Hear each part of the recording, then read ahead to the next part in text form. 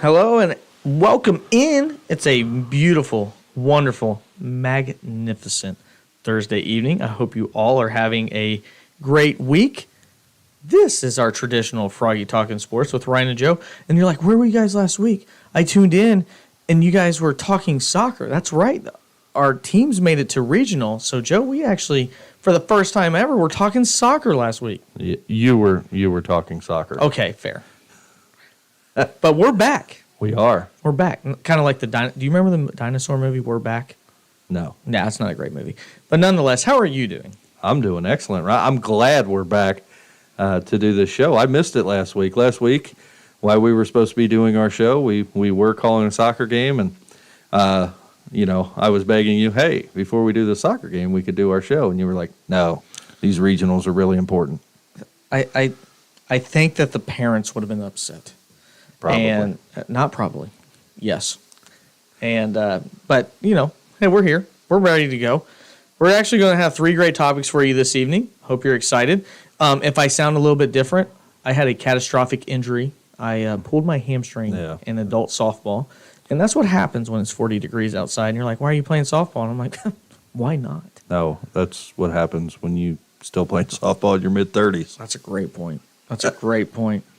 But nonetheless, let's go ahead and dive into topic number 1. Again, this Froggy Talking Sports with Ryan and Joe. My name is Ryan Peters, Joe Spillman, getting ready to bring 3 topics your way. We have some spicy tonight, so hopefully you're ready for that. But we're going to first talk about the NBA is getting ready to begin. Actually, it's already began.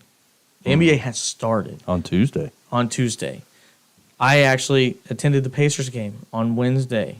But, Joe, my question to you, and I think a lot of people have thought about this, when a new season begins, your interest level, you have to gauge it. How interested are you in it? And I actually have this question for you because I don't know. So my question to you is, the NBA season has began. Do you care? Honest answer is no. Okay. And why would you like me to expound on my answer? I mean, I know you're like ready to call soccer again, but yes, I would like you to explain. So when I was a kid growing up, I watched the NBA. I was infatuated with the Chicago Bulls. Shocker. I mean, it is a shocker, like every kid of the 90s. But I still to this day have the starting lineup memorized. I'm not going to do it for you. But I love the NBA. I love the competition between, Michael Jordan and his championships and coming out and, you remember the game, playing with flu-like symptoms. Not the flu-like symptoms. Yeah, and we found out that's food poisoning. Right. But, as I sit here today in 2022 and and I don't even want to get into the politics of sports that kind of drives you away or drives individuals away. I was turned off to the NBA as I grew up. And, I played basketball myself in high school and watch Division I college basketball. The level of competition, the hustle that you see out of scholastic athletes and out of Division I basketball programs doesn't even compare to the NBA. And I'll bring up something that I saw a couple years ago, and you maybe remember this, but and I can't tell you what team LeBron James was even playing for at the time. You may know off the top of your head. But it was a clip where LeBron James is dribbling the ball up the court, picks up the ball, and takes about 7 steps when the officials aren't looking at him. And when they turn around, he starts dribbling the ball again. Yeah, it was the Miami Heat. Okay, and nothing's called. And that is kind of a microcosm as to what I see during the typical NBA season out of every team. That's the level of play that you see. Nobody plays, in my opinion, defense. It's basically, let's see how spectacular we could be on offense, and let's see how high the scores should get. There should never be a basketball game. And you can disagree with me all you want. There should never be a basketball game where the score is 148 to 142. I don't care if these are professional athletes. It's 148 to 142 because nobody's playing defense. I've watched NBA regular season games where 2 people will stay on the offensive side of the ball and not even go down and play defense. So As far as the NBA, that's really turned me off to the sport. Now, I will say, when playoffs come around, you get to see some great basketball, Right. And that's the only thing that takes people like me, and I'm still clinging to the NBA during playoffs, because you do get to watch spectacular basketball. You get to watch great defense.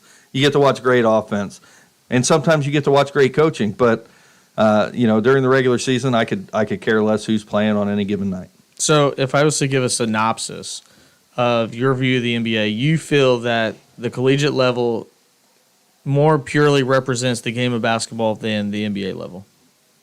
Is that a good way of assessing it? Absolutely. And that's why that's what I think a lot of people feel, is that the collegiate game represents the sport of basketball as originally designed by James Naismith versus what we see out of the professional game. Mine's different, okay? To set this off, I actually attended the game with some friends, and that's how we all, after leaving high school, got back to talking to each other at a regular time and getting back to where our lives were connected again was actually through the NBA. We all get to meet at Pacers games. A few of them live up in Indy. A few of us live in Vivi, and we all meet. But we had a common interest of basketball. Number one, it's much easier to attend an NBA game versus an IU game because one of those is quite a bit more expensive more often than not. But you said you didn't want to make it political. I don't want to make it political either, but I also said it's going to be spicy, and I'm just going to tell you how I feel. During the 2020, when COVID hit and everything of that nature happened, there was players that actually walked off the floor and decided that they weren't going to play basketball anymore. Well, I'm telling you this as someone that has coached sports, who loves sports, and sports have actually, been a huge part of my life. Sports are supposed to be a better representation to society than what society is altogether. Sports has united people when people didn't want to be united. I think back to Jackie Robinson. When everybody else said you had to go to this restroom, baseball said, no, you belong in this locker room. And I think that's where sports has been meaningful forever, because whatever the status quo was in society, sports said, we don't care about your background, what you look like in the mirror, or where you come from. We're going to unite together, be a team, and try to reach a greater goal and show the world that these things are able to be accomplished if we make everybody work together. I think that's why we all love sports. I think that's why you coach, because you want kids to work together from a common goal, because you don't care what their last name is, Joe. You care about what's on the front of their jersey. And I think we set these values up for what's better in life. And I think the NBA, the most political organization, and also the most insert narrative of how you feel about them, has taken that away. I think they've shown kids that you can do whatever you feel like. And it completely made me drift away. And I'm somebody who used to love the NBA. I actually watched the NBA more than I did college basketball, and that's changed. Now, I'm trying to get back in because it's changed, because the NBA goes, wow, this is not a great business model when we decide not to play basketball. But the thing that's changed with me, Joe, is you see a lot of dribbling now. There's not a lot of common run offenses in the NBA. It's mainly who's got the last possession during the last second and then chucking up threes. And I hate that about the NBA. If that doesn't change, I will gravitate towards college. But what's different from me than you got to watch Michael Jordan. I didn't. My most fondest memories of Michael Jordan is in a Wizards uniform. That's pretty gross. Now, I was a Kobe fan because I thought Kobe was the ultimate competitor, and I don't see that in the NBA anymore. When he left, and like a Kevin Garnett left, and a Tim Duncan left, I felt like that type of group, almost like when Jeff Gordon, Dale Earnhardt Jr., Mark Martin left NASCAR, I felt like the NBA lost its identity, and it kind of lost me with it. I'm hoping to rekindle that, but I don't know if that will actually happen. Is there any chance for you to gain back what happened when you watched the NBA due to Michael Jordan? So, I don't think so. And the main reason why I even show any interest in the NBA now is Well, one, we do a sports radio show, and I think that's a good reason. Yeah, I think maybe I should keep up with relevant sports within the United States. But at the end of the day, I gravitated so far away from the NBA at one point before I even started paying attention to it again, that when I got back into watching the NBA a couple of years back, or even paying attention to it, I was dumbfounded to learn that there was no more Charlotte Hornets or Seattle Supersonics. So, no, I'm just kidding. I knew, major changes like that and going to Oklahoma City. But, I didn't care. And, I still don't. I can't tell you. I can't sit here and tell you, like, you want to talk baseball, you want to talk football, you want to talk NASCAR.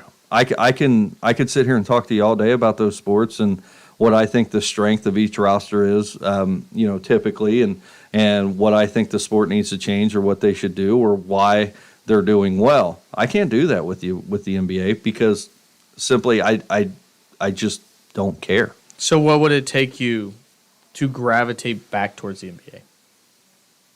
Well, I really don't know because it's not. You're just that far off. Yeah, because there's some people with 1994 after the strike in baseball, like I just never gonna watch this again. And I think, and I know this sounds ridiculous, but I think when the Chicago Bulls dynasty ended, I think as a young man, actually, I was kind of heartbroken. I mean, to be quite honest with you, I was. And, I kind of started drifting away from it then. And I got into watching college basketball. And I do watch college basketball, and I pay attention to that. But, as far as the goings-on in the NBA, I think the most I probably kept up with it. I watched a couple careers of players that I played against in high school who played in the NBA, O.J. Mayo, which I had the privilege of playing against in the NBA. Incredible passer. We played them at the College of Mount St. Joe. I was a senior. He was a freshman. He actually Vince Cartered me. He jumped over me and dunked. That's awesome. Yeah.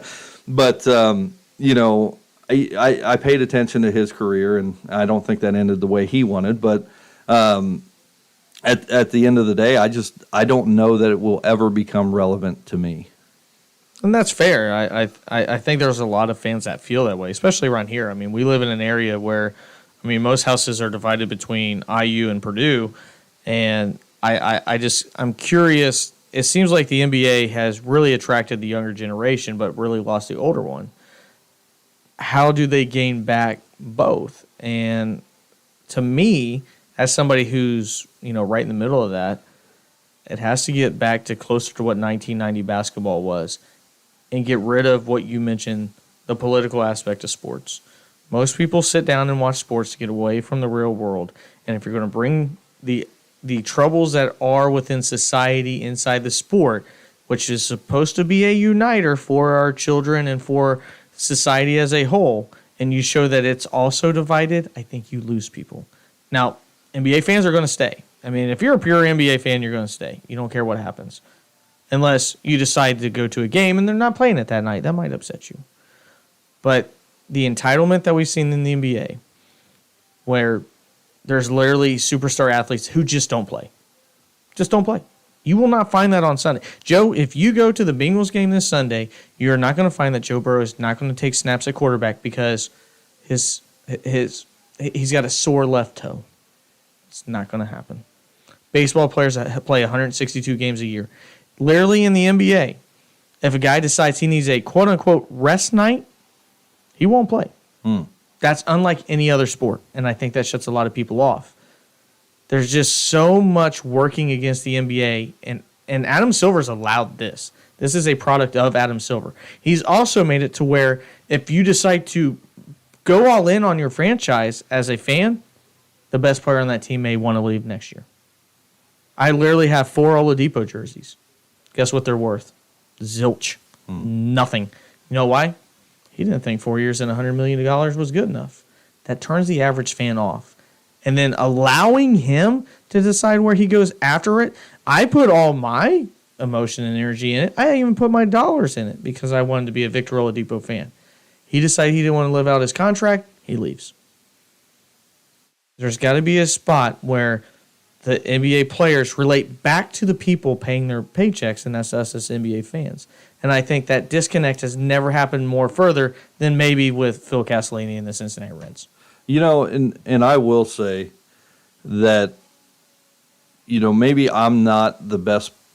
Maybe I'm not taking this from the best perspective, because when I sit here and I talk about this, Joe, you're a fan of sports, right? You have a good perspective. But when you talk about college basketball, I've been to IU basketball games. Yeah. I've been to the University of Cincinnati basketball games. I've been to Ohio State basketball games. You talk about high school basketball. I love Indiana high school basketball. You give me Indiana high school basketball any night of the week, I'm going and watching. Yep. I've never in my life, as we sit here today, been to an NBA game. And maybe that's a product of where I grew up. It maybe not. But I've never had the desire to even go. I've never had the desire to go, hey, I live an hour and 50 minutes from Indianapolis. Maybe I should go watch the Pacers play. I've never once thought that. So, I don't know. Maybe if I went to an NBA game, maybe my perspective would change, but I doubt it. Well, and that's why we have this conversation, because I think there's a lot more people that relate to you than actually me, especially in your generation. I know we're not far apart in terms of our age, but it seems like the younger, early 30s, teenagers, things of that nature gravitate towards the NBA versus college. So that's going to wrap it up for topic one. We'll be right back. You're listening to Talkin' Sports here on Froggy 95.9 with Ryan and Joe. We'll be back.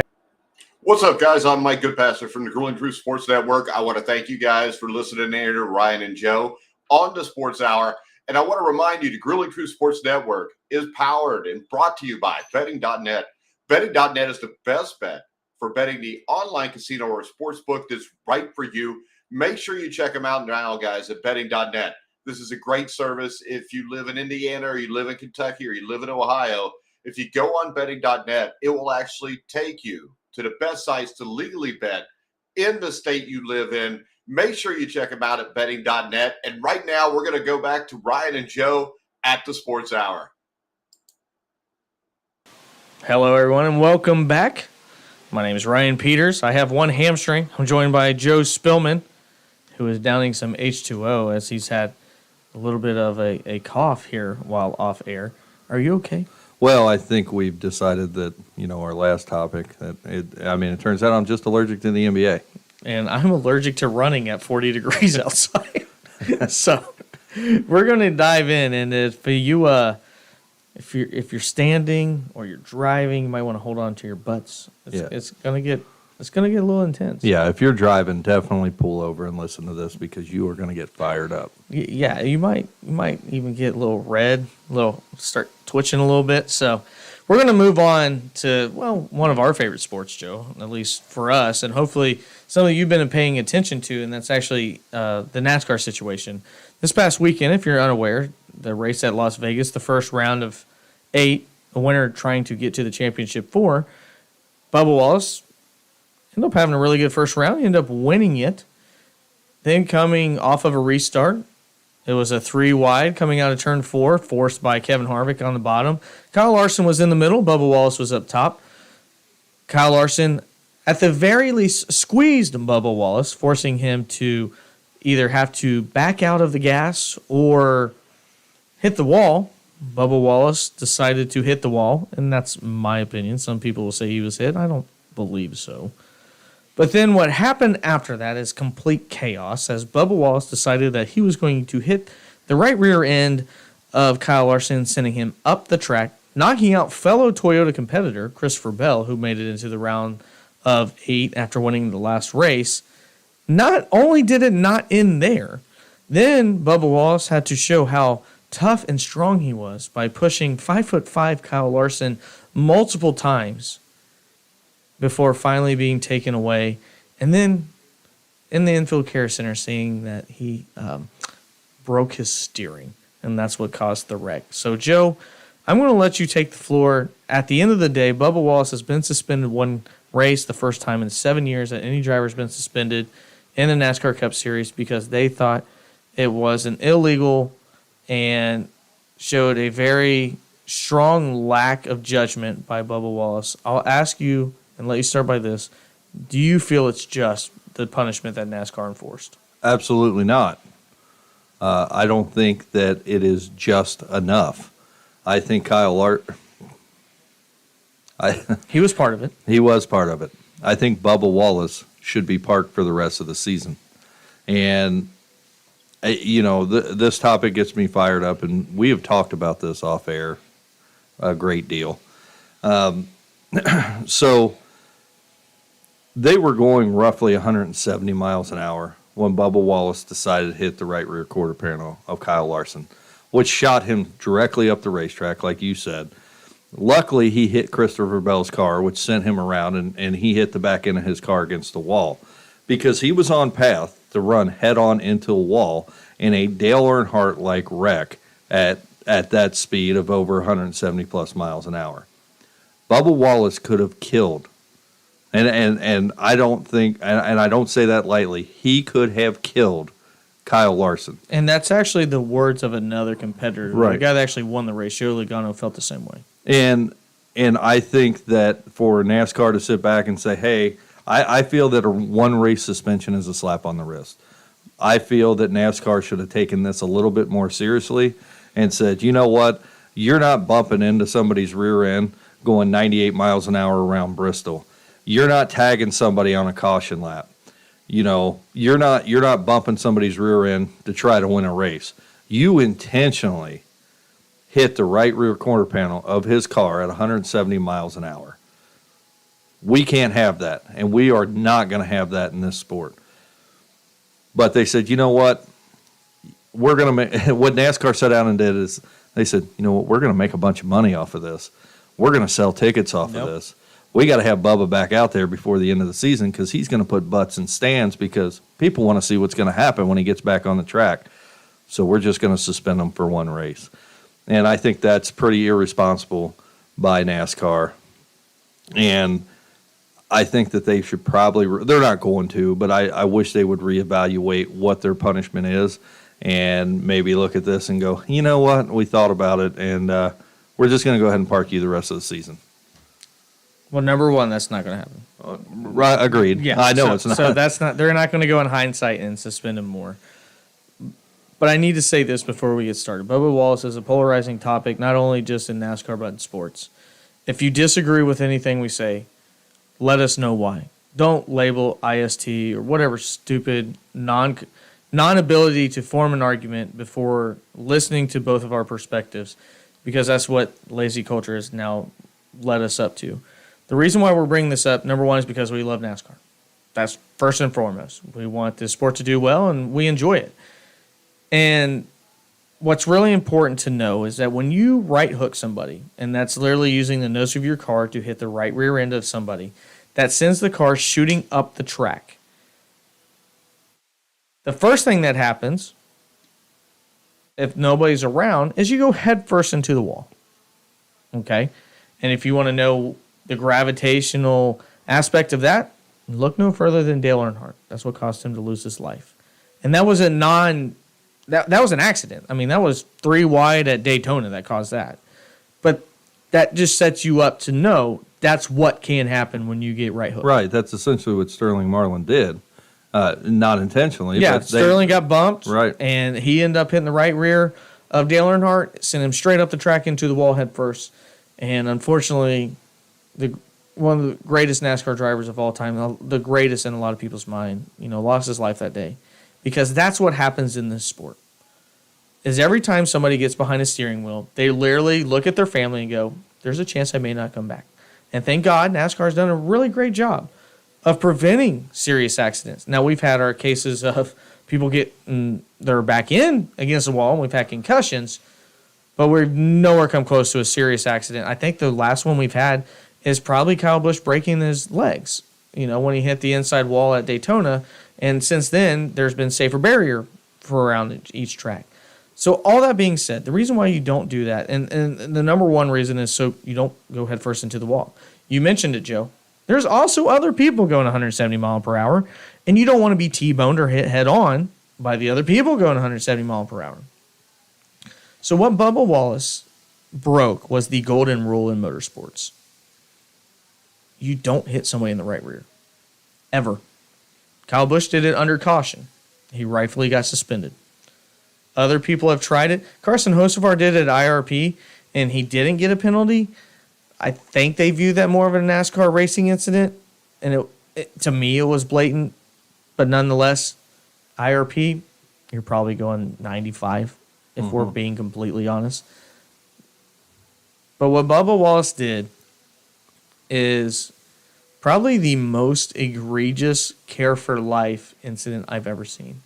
You know, we've seen Matt Kenseth hit somebody, Joe Logano, and take him up into the wall. He did that on the left side of the car. We've seen people bump somebody under caution. William Byron, he hit his rear end, spun him around. I cannot remember somebody purposely hitting somebody's right rear quarter panel.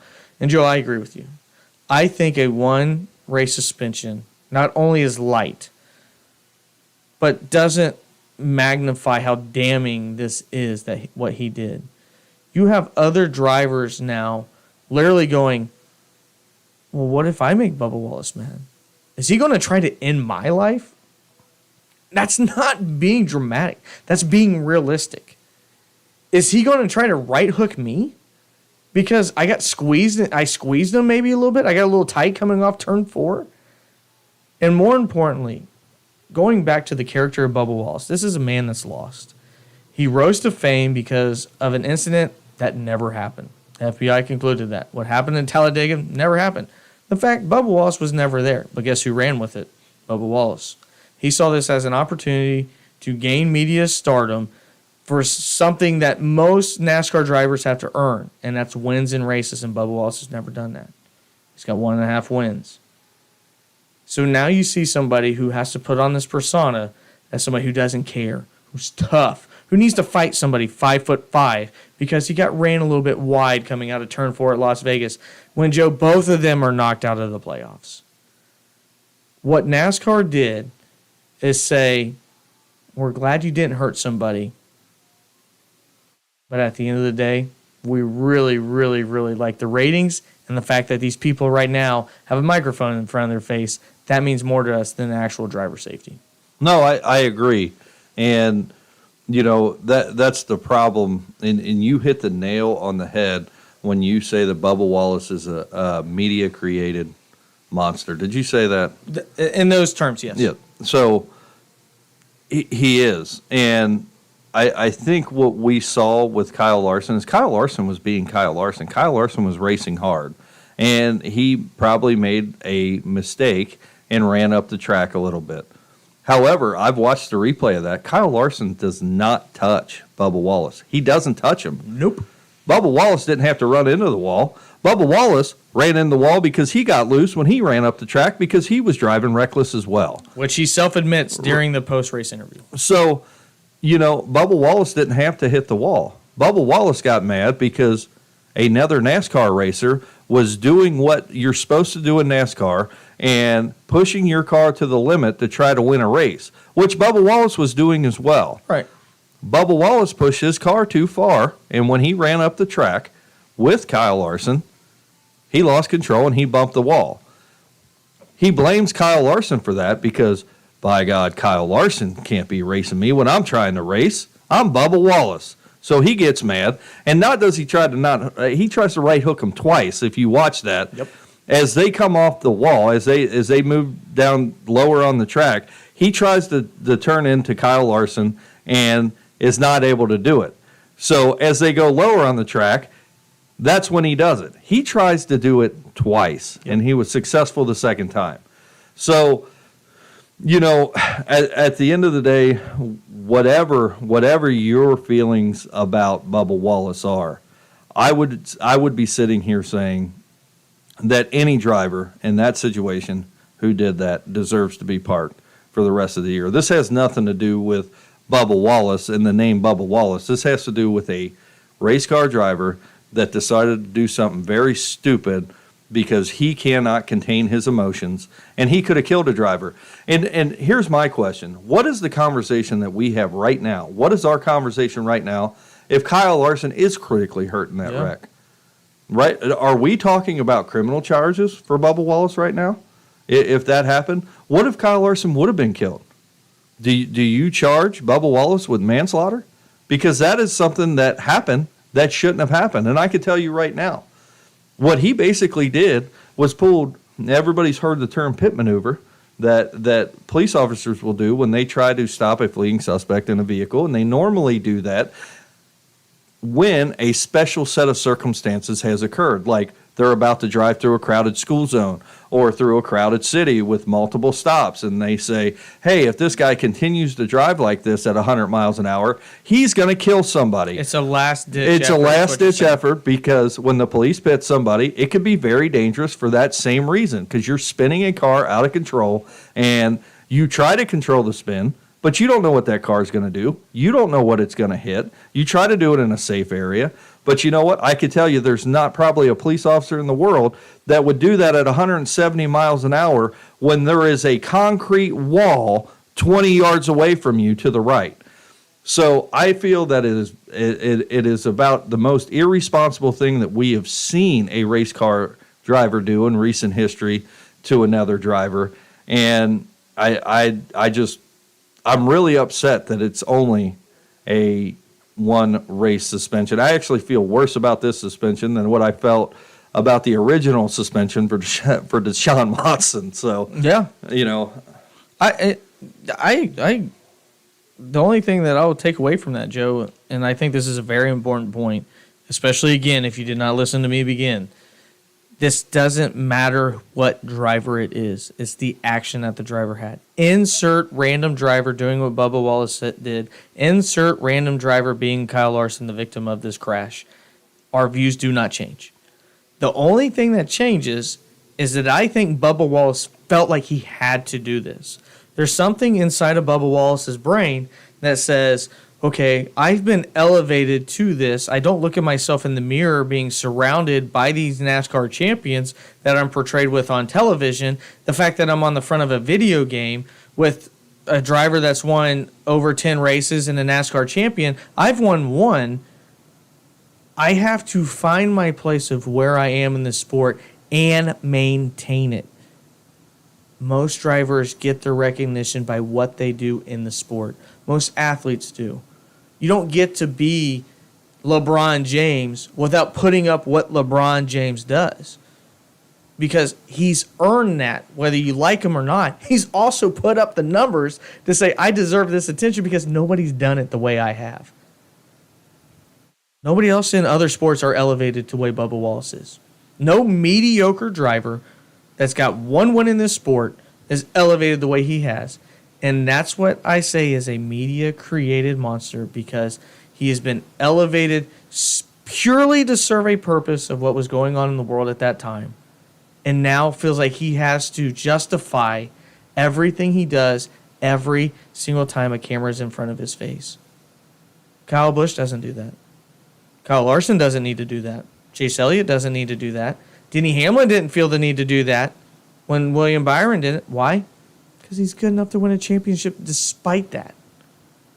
He might be good enough to win the race despite that. Bubba Wallace felt like he needed to show the entire world what he thinks the world needs to see of Bubba Wallace, and I don't think he likes what he sees.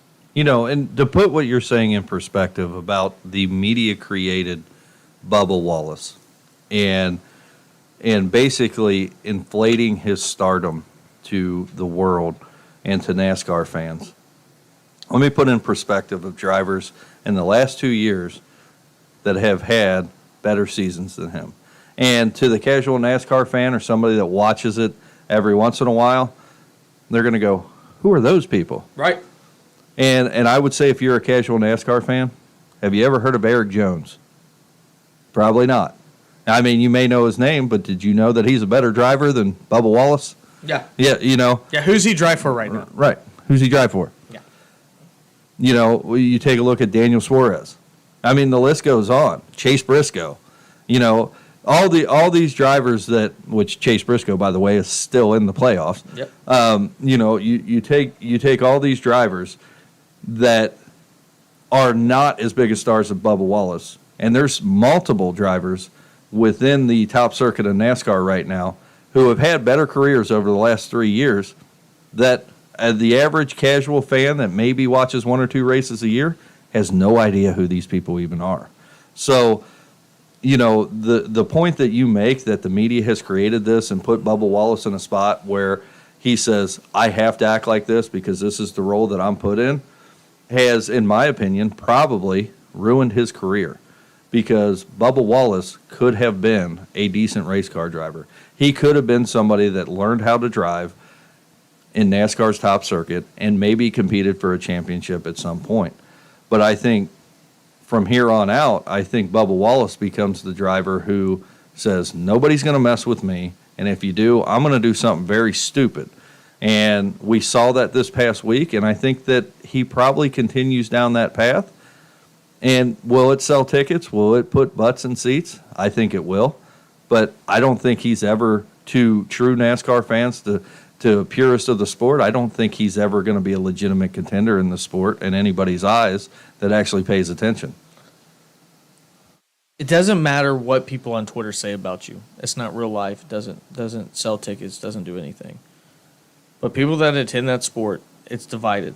There's a lot of people that like Bubba Wallace because of what they thought he was thrown into. And actually, Bubba Wallace had a good personality before all this. But now you're putting yourself up to where Bubba Wallace isn't even liked in the garage anymore. And you can't not be liked in the garage. Because now the guys that walked with you in your car out at Talladega now look at you and go, this guy can try to hurt me. This guy can try to make it, I don't make a livelihood anymore. And that cannot be understated because this is unlike any other sport. And that's what he's decided to do. And it's unfortunate because I don't think this is the true Bubba Wallace that we grew up watching racing for Kyle Busch Motorsports and what we have today. And that's why we're talking about it. Well, and one more thing, I know we're getting kind of long on time with this segment, but one more thing I want to bring up is how great is NASCAR feeling? We talked about this, but if you look at this in perspective, you have a driver, right, that 3 years ago was kicked out of a sport for a perceived racial slur. It was a racial slur. Yeah. Maybe taken out of context and in a different setting. I think everybody, including Bubba Wallace, who came to Kyle Larson's defense at the time and says, that's kind of taken out of context. He was, shouldn't have said it, but, maybe we shouldn't be too harsh on him. NASCAR suspended Kyle Larson for an entire year over a word. A word. Bubba Wallace gets a 1-race suspension for possibly what could have killed somebody. But look at NASCAR. They're sitting very high right now saying, we have the driver that we kicked out saying a racial slur, and he's almost killed by Bubba Wallace. So, or could have possibly been killed by Bubba Wallace. And you know what? That sells tickets at the end of the day. So, NASCAR's loving every minute of this, I think. Well, we mentioned in the last segment, society is supposed to be dictated better by sports, but unfortunately, our sports have gone straight to the bottomless pit that is society as well. So we're going to talk about something a little bit more likable by a lot of people, maybe, hopefully, if you can stand watching Matt Ryan throw a pigskin. So we're going to talk about the Indianapolis Colts. Thanks for tuning in. You're listening to Froggy's Talking Sports with Ryan and Joe. We'll be right back. What's up, guys? I'm Mike Goodpasser from the Grueling Truth Sports Network. I want to thank you guys for listening in to Ryan and Joe on the Sports Hour. And I want to remind you, the Grueling Truth Sports Network is powered and brought to you by Betting.net. Betting.net is the best bet for betting the online casino or sportsbook that's right for you. Make sure you check them out now, guys, at Betting.net. This is a great service. If you live in Indiana or you live in Kentucky or you live in Ohio, if you go on Betting.net, it will actually take you to the best sites to legally bet in the state you live in. Make sure you check them out at Betting.net. And right now, we're going to go back to Ryan and Joe at the Sports Hour. Welcome back to Talking Sports here on Froggy 95.9 with Ryan and Joe. My name's Ryan Peters, and I'm joined with Joe Spillman with just one L. Just one L. In case you're wondering, actually we'll earn you less letter or points than Scrabble. So I have it with two L's in my phone, and that's the way I'm keeping it. But now we're going to talk about the team that left Baltimore in the middle of the night. That is your Indianapolis Colts. We haven't talked a lot about the Indianapolis Colts. Sorry, Baltimore fans, if that's still it's a sore spot that your team literally left in the middle of the night to head to Indianapolis. But, Joe, we've talked a lot of Bengals. We're Bengals fans. Let's just go ahead and say that. We're Cincinnati Bengals fans. But there's a lot of Colts fans in this area. There is. It is what it is. I feel sorry for them. They do have a Super Bowl. Yeah. So that's nice. Well, yeah. Well, let's go ahead and dive in. Your Indianapolis Colts, that is your as in listening, not Joe as in yours, but they are 3-2-1. They end up tying the first game of the year against the Houston Texans. A lot of people saw that one coming. No, they didn't. It's when you look at it, the Indianapolis Colts have a better record than the Cincinnati Bengals. Yes, they do. Now, if you watched it, that doesn't feel right. Outside of their one game where they looked tremendous against the Kansas City Chiefs. But I want to dive in. You know, you come off a week, you have to get a very late touchdown to take over and beat the Jacksonville Jaguars, a team that you cannot win against on the road in the AFC South. And a lot of people view the AFC South as possibly one of the worst divisions in football. And we've seen the Colts really struggle to find Andrew Luck's replacement. How do you think the Matt Ryan situation has gone so far as a non-Colts fan on the outside looking in? As a non-Colts fan, I look at the Matt Ryan situation and say, well, this is pretty much what I expected. I know that talking to Colts fans, which there are many. Yes, they are. They believed Matt Ryan was going to be the second coming of Peyton Manning, I think.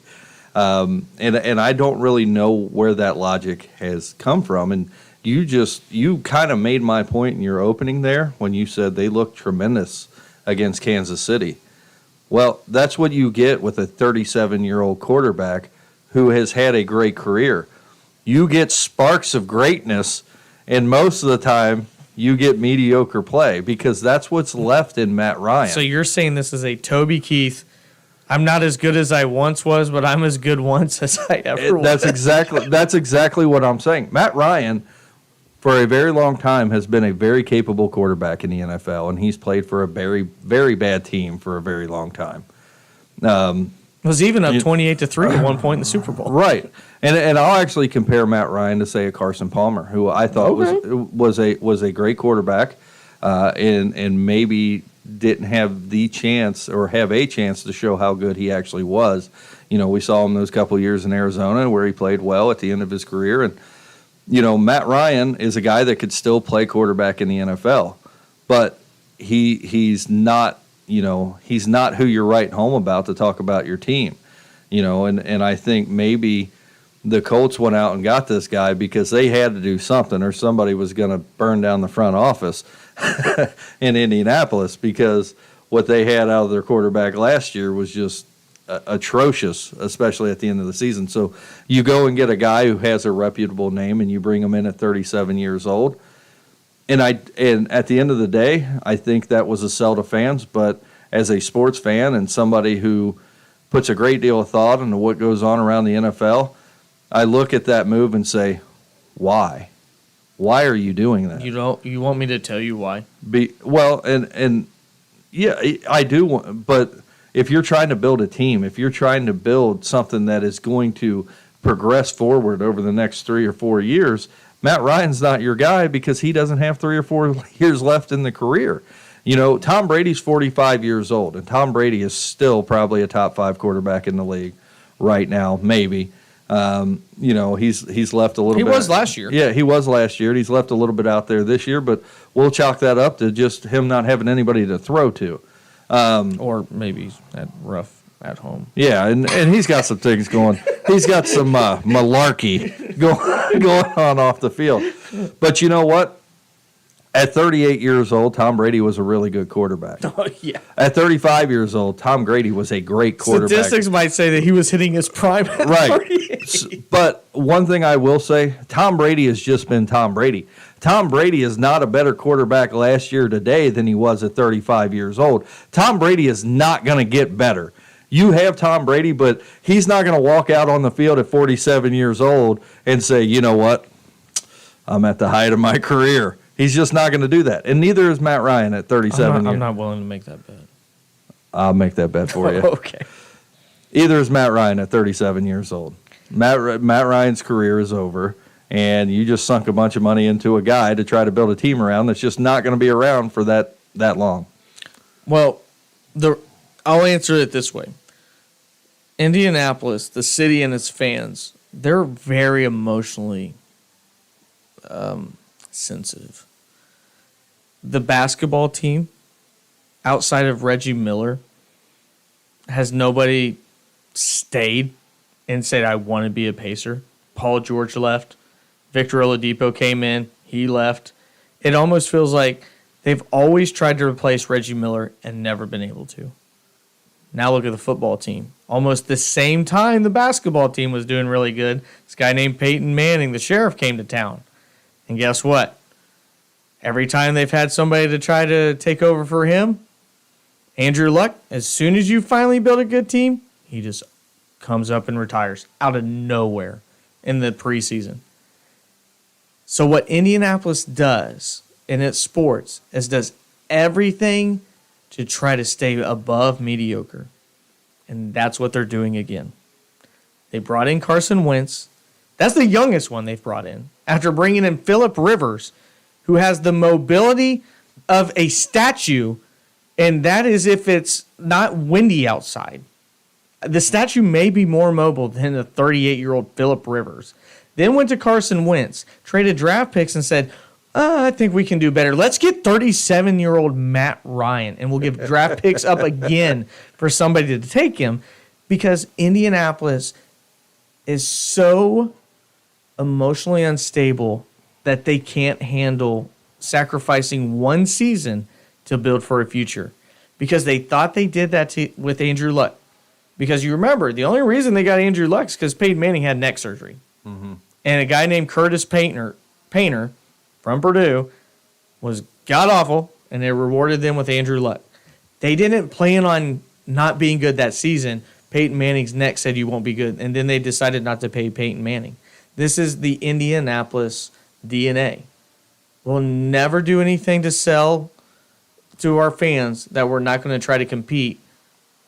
But we also are never going to pay enough money to get the best talent because we have a bunch of tightwads running our organizations. Well, and not to mention, they did build a decent team around Andrew Luck. But what didn't they do? They didn't take care of Andrew Luck on the outside. Andrew Luck was put on his back more than any other player in the NFL during his time. And Andrew Luck took a couple hard hits, and he said, you know what? If you're not going to pay to protect me to play this game, I'm just done. But their GM finally did. They got Quentin Nelson. They got a Ryan Kelly. As soon as that line became the best in the NFL, he dipped. Right. He left. Why? I don't... Because he talks like that and he didn't want to play football anymore and shake people's hands that sacked him. I don't know. But like that led to the fragility of what we've seen out of Indianapolis fans. They're like, we finally have all the missing pieces, and then we fire the GM because we don't have success after Andrew Luck leaves. And now you look at the GM, and he's like, well, you know, we're not going to make sure we get the number one draft pick anymore. We're going to compete. And the problem is, Joe, they don't play in the AFC North. They don't play in the NFC South outside for this year. They play in the AFC South, where all you have to do is be average, and you have a chance to make the playoffs. You could be 9-8, and you're probably going to win the division. All you have to do is not lose to the Jacksonville Jaguars on the last week of the year. All you got to do is not lose to the Jaguars, and you're in the playoffs. Where do you see this team moving forward? Is it going to hover around 500, or do you think that they will get better? I have caught the tail ends and the beginnings of Indianapolis games this year. I think we're probably looking at a 9-8, maybe a 10-7 Indianapolis team. I think that they 10-6-1. 10-6-1. I'm sorry. I've already forgot about the tie. 10-6-1. I think they should win their division this year. I think they do make the playoffs. And as we've said before, and I've said this many times, you make it to the playoffs, anything can happen. Yeah, we found that out last year. Yeah, we found that out last year. So I don't want to say Matt Ryan is still a capable quarterback. He's not in the prime of his career, but he certainly knows how to win, and he certainly knows how to lead a team. And his numbers, if you look at pure stats, aren't bad this year. They're not great. They're mediocre. They're average. But sometimes you can offset average stats at quarterback by leadership. And, one thing I will say to point that out is Jimmy G in San Francisco. Jimmy G's not that good of a quarterback. I'm sorry. I don't care. No, I agree. I don't care what anybody says. But you know what? He finds a way to win. And he does that more often than not, by the numbers of his career. And I think Matt Ryan is the same type of quarterback. And I think he's better than Jimmy G, even being at the tail end of his career. So I think Indianapolis at the end of this season makes the playoffs. They possibly get a home game, the first round of the playoffs, win a home game. I don't think they're a Super Bowl contender, but to be honest with you, last year, the 15th week of the season, I didn't think the Bengals were a Super Bowl contender either. And look at where we were at. So, right. Anything's possible with them. I think that they definitely have a little bit to be desired on the defensive side of the ball, maybe. But it depends if Shaq Leonard's right. healthy. So and the offensive side of the ball, they have weapons. Anything's possible with them, and I do think that they have a shot to make the playoffs and win a game in the playoffs. The difference between them and San Francisco is, number one, they have a really good head coach. I would take San Francisco's head coach, Shanahan, over Frank Reich. I think Frank Reich's completely overrated. I think Frank Reich's a guy that thinks he's way smarter than what he is on the offense. And, I think Kyle Shanahan gets it and has developed that you can actually run the football and pass the football. It almost feels like you have to twist Frank Reich's arm to run the football. And they've actually been not very good at it this year with one of the best backs in the NFL. I think what needs to, and another difference in that is Matt Ryan doesn't have Deebo Samuel and George Kittle to throw to. He has Alec Pierce and Michael Pittman. They have to take a huge step up for this offense to be better. I think if Matt Ryan went to the Cincinnati Bengals and had T. Higgins, Jamar Chase, and Tyler Boyd to throw to, we'd see a different Matt Ryan. But instead, he's thrown to younger guys, and he doesn't have a great offensive line. Not that the Cincinnati Bengals offensive line is blowing people out of the water, but it is decent compared to what it was. So I think I agree with your assessment 100%. I think we could see the 10-6-1 or the 9-7-1, if the math serves correctly, Indianapolis Colts make the playoffs. But at the same time, if you're the ones playing them, I think you couldn't have a better matchup. Oh no, I agree. I don't think last year. I mean, if you remember the playoffs last year when it came down to and this is where everybody was at as a Bengals fan when you're watching the playoffs and say, well, if we play Kansas City next week, we have a chance of making the Super Bowl. If we play the Bills, we're probably out. So, and having said that, Indianapolis is not the team where people are looking and going, oh, man, we got to play Indianapolis next week. They're going, hey, this is a real winnable game. Let's put in some work. So, yeah. The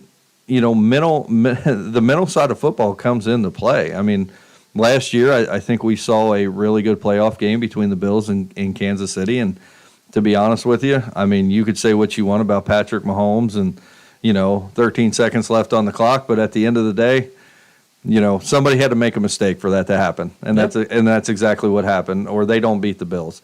So the Bills were hot, and I don't think that the Cincinnati Bengals, they go to Buffalo last year, and 3 or 4 of them probably would have got thrown through a table before they even made it on the field. So, they're not that team that, like I said, that you're looking at the next week going, oh man, we got them Colts. I think everybody's chalking the Colts up right now as a should-win game. And that could turn around. I mean, we've seen them beat the Kansas City Chiefs handedly. Not just beat them. It made it look like the Kansas City Chiefs have never played offense this entire year, something that the Buffalo Bills defense had a hard time doing when, they still had success. But it just depends on who you get, what time you get them, and more importantly, who's healthy. I think